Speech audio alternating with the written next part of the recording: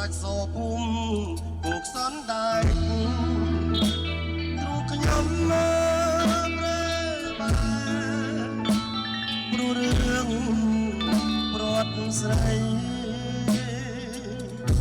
ឯភូមិព្រះស្រា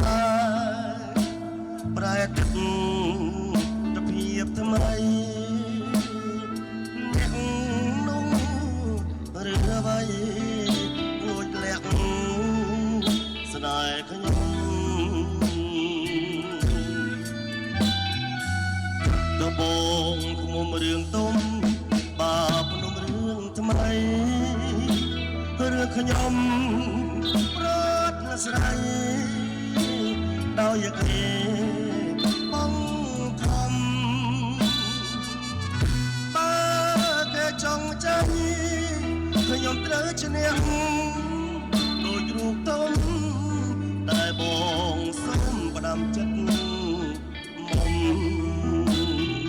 គុំធ្វើត្រាប់តាមទី